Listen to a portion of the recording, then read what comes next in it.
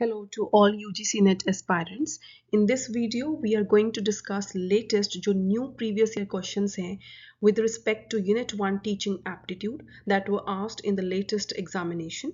And these previous year questions will be very beneficial for you for your next exam, that is 2023. So listen this video till the end. Before moving on to the previous year questions, I want to discuss about Oxford NTA UGC-NET paper 1 topic wise previous year solved papers book. जिन students ने इस book को अभी तक bye नहीं किया है, they must buy this book. ये बुक उनके बहुत काम आने वाली है in their preparation for UGC-NET paper 1। मैंने इस बुक का लिंक जो है वो डिस्क्रिप्शन बॉक्स में दिया है। You can buy this book from Amazon और फ्लिपकार्ट। एंड नेक्स्ट जो है मैं आपको बताऊंगी कि इस बुक के फीचर्स क्या हैं जो आपके लिए बहुत इंपॉर्टेंट है जानना।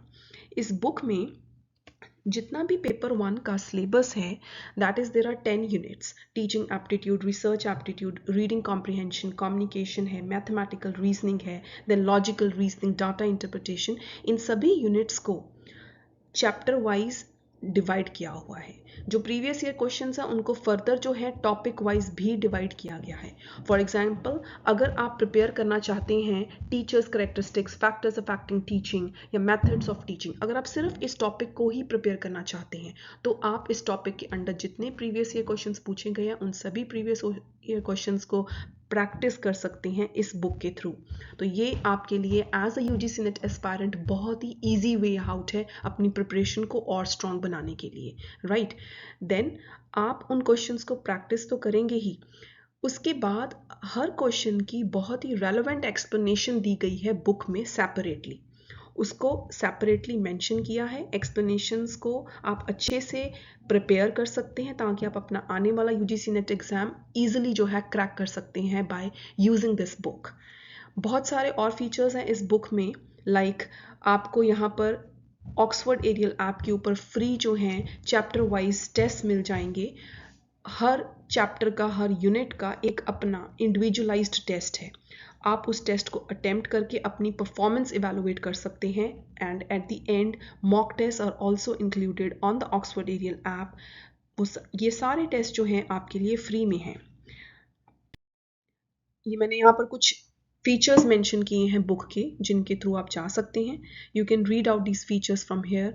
आपकी जो पेपर 1 की प्रिपरेशन है वो बहुत ही क्विकली हो जाएगी क्योंकि इस बुक में हमने सिर्फ रेलेवेंट जो इंपॉर्टेंट प्रीवियस ईयर क्वेश्चंस हैं वो पिक किए हैं एंड उन्हीं की एक्सप्लेनेशंस को दिया है। अब प्रीवियस ईयर क्वेश्चंस की रेलेवेंस क्या होती है, क्या उसकी इंपॉर्टेंस होती है, why we need to prepare previous year questions, why everybody is saying this कि प्रीवियस ईयर क्वेश्चंस को अटेम्प्ट करो, उन्हें प्रैक्टिस करो। क्यों? क्योंकि जो प्रीवियस ईयर क्वेश्चंस हैं, यू शुड नो कि वहाँ पर न्यू कॉन्सेप्ट्स पूछे जाते हैं। वो जो नए कॉन्सेप्ट्स हैं वो आपके फ्यूचर UGC-NET एग्जाम के क्वेश्चंस बनते हैं। वहाँ से आपको टाइप ऑफ क्वेश्चंस पता चलते हैं कि UGC-NET एग्जाम में, फाइनल एग्जाम में कौन से टाइप ऑफ क्वेश्चंस पूछे जा रहे हैं या उन क्वेश्चंस का लेवल क्या है, वो सारा कुछ आपको पता चलता है प्रीवियस ईयर क्वेश्चन से। सो इस बुक में सारे रेलेवेंट जो हैं प्रीवियस ईयर क्वेश्चंस डिस्कस किए गए हैं विद एक्सप्लेनेशंस। डाटा इंटरप्रिटेशन की भी आपकी बहुत अच्छी तैयारी हो जाएगी अगर आप सारे क्वेश्चंस जो हैं गिवन इन दिस बुक उनको अटेम्प्ट करोगे, और जब आपको कोई प्रॉब्लम आएगी you will look on to the explanations in the book and everything will be so easy. जितने भी इंपॉर्टेंट टर्म्स हैं पेपर 1 के सिलेबस के वो सारे के सारे बोल्ड किए हुए हैं ताकि जब आपने एंड में अपने पेपर 1 को रिवाइज करना है आप क्विकली एक्सप्लेनेशंस को पढ़ के चले जाएंगे और आपकी रिवीजन भी जो है जल्दी से जल्दी हो जाएगी। आई होप आपको बुक के बारे में काफ़ी कुछ पता चल गया है एंड आपको ये भी पता चल गया है कि प्रीवियस ईयर क्वेश्चंस की रेलेवेंस क्या होती है, कितने वो इम्पॉर्टेंट होते हैं, राइट। बुक का एक और बहुत ही इम्पॉर्टेंट बेनिफिट आपको क्या है कि बुक जो है आपके हाथ में है, आपको इधर उधर जाने की ज़रूरत नहीं है। किसी भी वीडियो को जब आप देखते हो, वीडियो को आपको पॉज करना पड़ेगा, उसके कंटेंट को नोट डाउन करना पड़ेगा, बट बुक जो है it is in your hand. It's the best way to prepare for any competitive exam, right. So जो भी स्टूडेंट्स इंटरेस्टेड है इस बुक को बाय करने के लिए, वो मैंने डिस्क्रिप्शन बॉक्स में इस चीज़ का लिंक दिया है। You can go there and you can buy this book on that link. अब नेक्स्ट जो है हम इस वीडियो में डिस्कस करेंगे कॉन्सेप्ट ऑफ लर्निंग। तो यहाँ पर मैंने कुछ मेंशन की हैं, स्टेटमेंट्स हैं।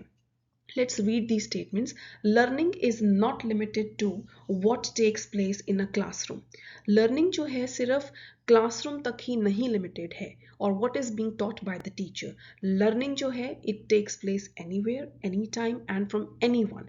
Learning जो है कहीं पे भी हो सकती है, किसी वक्त हो सकती है एंड किसी से भी हो सकती है। ज़रूरी नहीं है कि लर्निंग जो है सिर्फ और सिर्फ आपके टीचर के थ्रू ही की जा सकती है। नहीं, लर्निंग आप अपने फ्रेंड से, अपने कोलीग से, अपने पेरेंट्स से, अपने नेबरहुड से, कहीं से भी जो है आप चीज़ों को सीख सकते हैं, लर्न कर सकते हैं। Learning occurs through observation, experiences. Learning brings change, modification in the behaviour by acquiring good और बैड थिंग्स। जब आप कोई चीज़ को लर्न करते हो तो उस वजह से आपके बिहेवियर में भी कुछ मॉडिफिकेशंस, चेंजेस डेफिनेटली आते हैं। आप सीखते हो कि क्या चीज़ बुरी है या क्या चीज़ अच्छी है, तो उससे क्या है आपके बिहेवियर के ऊपर भी जो है असर होता है। लर्निंग जो है it is a life long process. बिल्कुल, लर्निंग जो है इट्स नॉट दैट कि जब तक आप स्टडीज़ कर रहे हो तब तक ही आपकी लर्निंग है। नहीं, लर्निंग एक लाइफ लॉन्ग प्रोसेस है, it goes on till your life. तो इस टाइप के जो स्टेटमेंट्स हैं you should know as an aspirant. UGC NET has placed combination questions based upon such statements. So this is a 8th October Shift 1 2020 UGC NET final exam question. तो इस question में learning की definitions दी हुई थी left side पे and right side के ऊपर उसके प्रोपोनेंट्स। दैट मीन्स किन लोगों ने इन डेफिनेशंस को दिया है। दीज आर सम एजुकेशनिस्ट और psychologist who have given these definitions. So we have to match these definitions with the proponents. First जो है that is A, learning is an organization of behavior. This is given by Garrett. B, learning is the change in behavior resulting from behavior. This definition is given by Guilford. C, learning is selecting the appropriate response and connecting with the stimulus.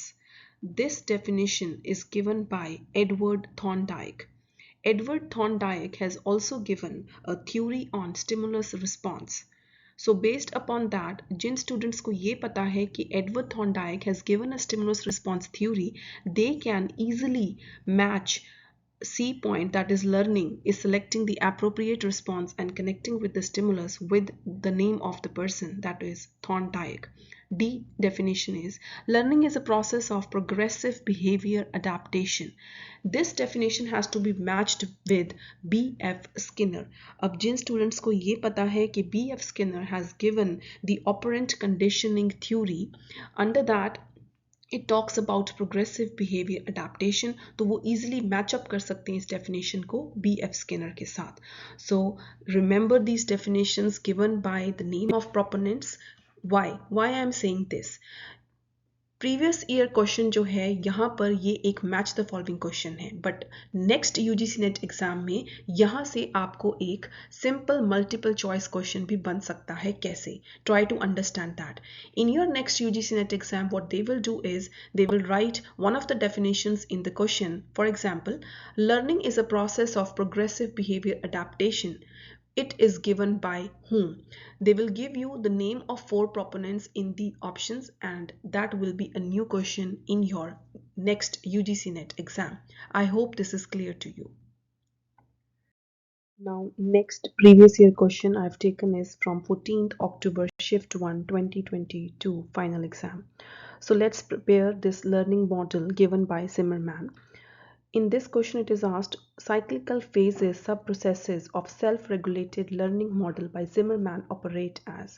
So first of all, you need to understand that जो आपको points दिए हैं A, B, C, D, E, F, ये phases हैं of the self-regulated learning model. You have to set these phases in a proper sequence. You have to choose your correct answer from the options given below. So ये एक sequence type of question है.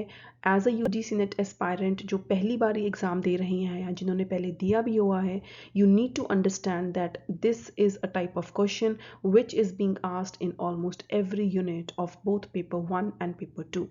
So let's prepare this concept.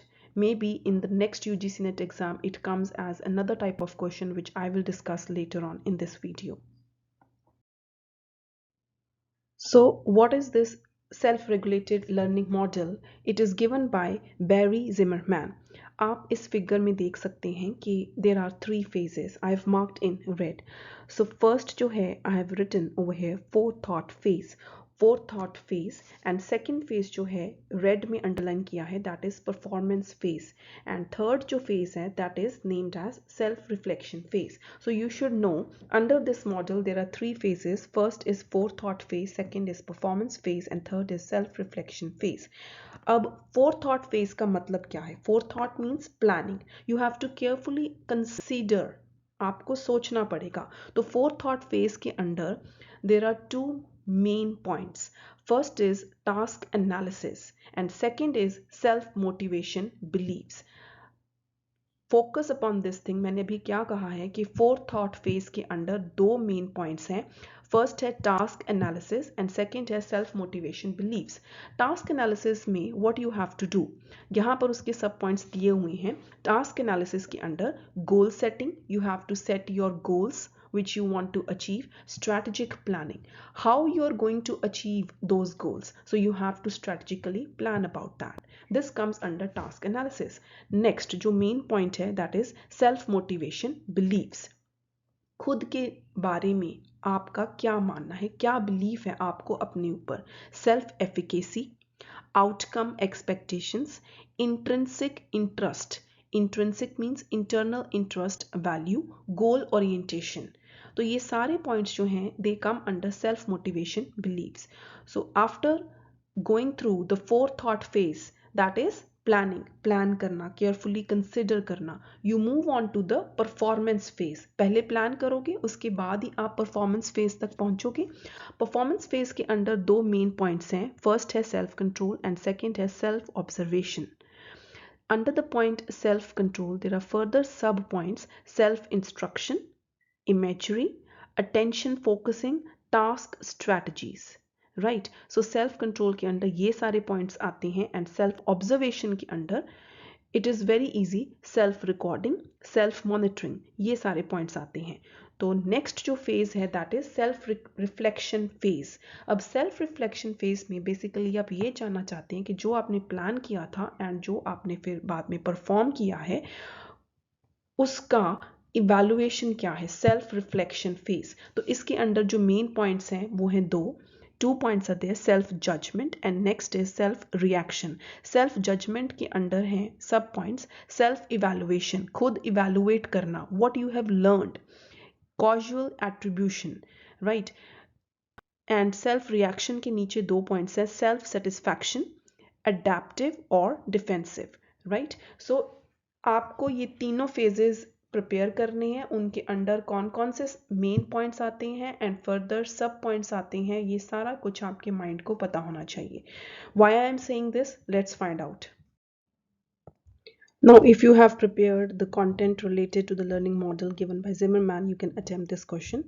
अब जो points दिए हैं A and B, task analysis, self motivation beliefs, they are coming under fourth thought phase. तो वो definitely sequence wise phases में पहले आएंगे A, B and then performance phase के under points थे self control, self observation, तो C, D. After that, then phase 3 self reflection phase में थी self judgment and self reaction. So based upon your preparation of the learning model given by Zimmerman, you can attempt that sequence based type of question. But अब ये concept जो है, ये जो model है, why you need to prepare it for your next UGC-NET exam. A new question can be formed as match the following question. How? Previously अभी हमने तीनों phases के under main points and sub points किए हैं. You should know all those main points, you should know all those sub points, because in your next UGC-NET exam what can NTA do is they will place you a match the following question. On the left side they will write down the phases of this model, that is forethought phase, performance phase, self-reflection phase, and on the right side they can write down either the main points or the sub points and उस वक्त आपने उन points को match up करना है. So definitely prepare this model. Now this is again a latest previous year question taken from 14th October shift 2 2022.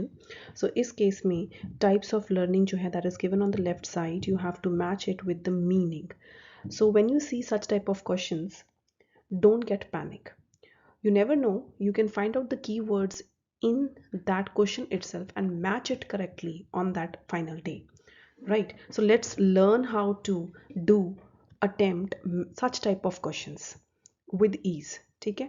So let's read. First जो type of learning है, that is factual learning. In case आपके mind को लगता है कि आपको नहीं पता that what is factual learning अगर आप कॉमन सेंस यूज करो, it must be based upon the facts. So let's read on to the meanings that are given on the right side.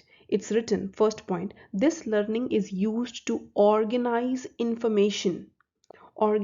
information in logical structure. अगर आपके mind को नहीं लगता कि what is this, you पता नहीं चल रहा कि ये है क्या, नेक्स्ट रीड आउट करें second point. This learning is used to develop personality and think coherently. Think coherently जो है यहाँ पर की वर्ड्स हैं. कोहेरेंटली का क्या मतलब होता है? When you think in a very logical manner. Logical manner आप कब सोचोगे? जब योर लर्निंग है वो बेस्ड अपॉन फैक्ट्स है. सो फैक्चुअल लर्निंग जो है, try to understand and learn over here that this learning is used to develop personality and think coherently.